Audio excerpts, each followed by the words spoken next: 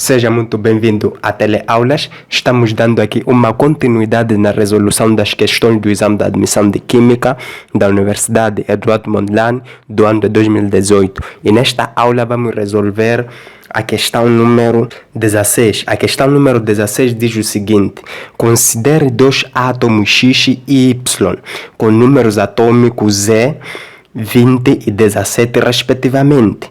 A fórmula do composto formado entre estes será. Então, a questão simplesmente está a nos pedir para nós formarmos o composto destes átomos X e Y com números atômicos Z igual a 20 e 17 respectivamente. Para nós respondermos esta questão, primeiro precisamos de saber como fazer a distribuição eletrônica. Se você tem dificuldades de como fazer a distribuição eletrônica, não tem problema, assista o vídeo onde eu explico como fazer a distribuição eletrônica. Lá você vai aprender como fazer a distribuição eletrônica usando o diagrama de Linus-Pauling. Este diagrama que eu trago aqui. Então você deve saber como usar. Inclusive nessa aula eu explico como construir, não é, em menos tempo e como usar este diagrama ao fazer uma certa distribuição eletrônica. Então é muito importante que assista essa aula para resolver esta questão.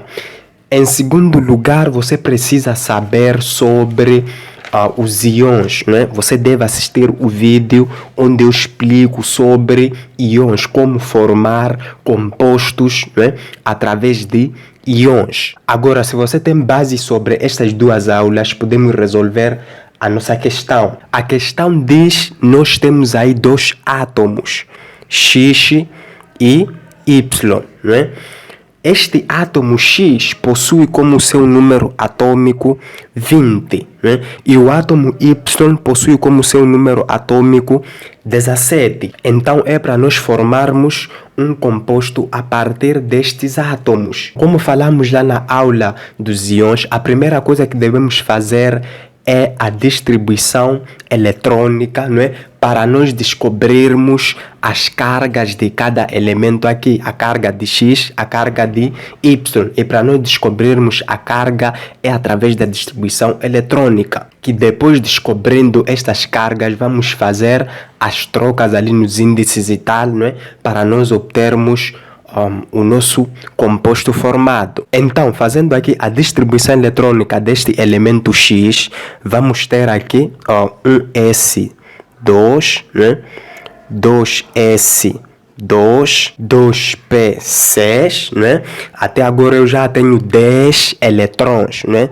2 mais 2, 4 mais 6, 10 eletrões. Eu tenho que ter aqui 20 eletrões. Lembrar que nós fazemos a distribuição eletrônica de eletrões, não do número atômico. Mas como este átomo X e Y estão no seu estado fundamental ou estão no estado neutro, nós podemos considerar este 20 como sendo o número de eletrões, porque dissemos que no átomo neutro o número atômico é igual ao número de prótons e o número de prótons é igual ao número de eletrões para um átomo eletricamente neutro. Então por isso que nós estamos a fazer a distribuição eletrônica diretamente destes números atômicos. Depois nós vamos ter aqui 3S2, depois 3P6 e por último 4D2, né? Eu já tenho aqui 20 eletrões, aqui 10, aqui 10. Já tenho 20 eletrões para este átomo X. Agora, este átomo X,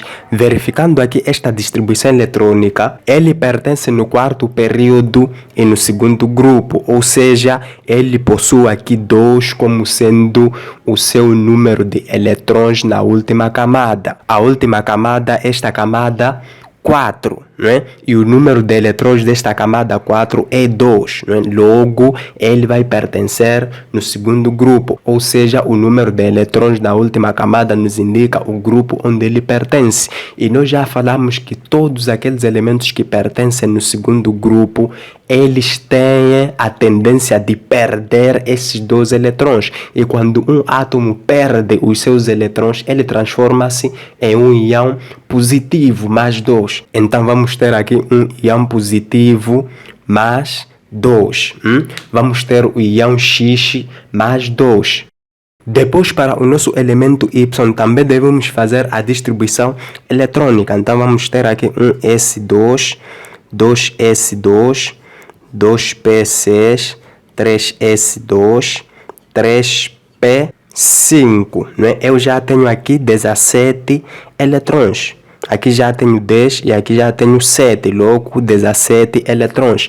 Você deve saber como fazer a distribuição eletrônica, por isso assista o vídeo da distribuição eletrônica. Só assim é que você vai perceber o que eu estou a fazer aqui, ou como eu estou a fazer aqui, ou o porquê de eu estou a fazer assim. Então, eu tendo aqui 7 eletrões na última camada, que é esta terceira camada, né?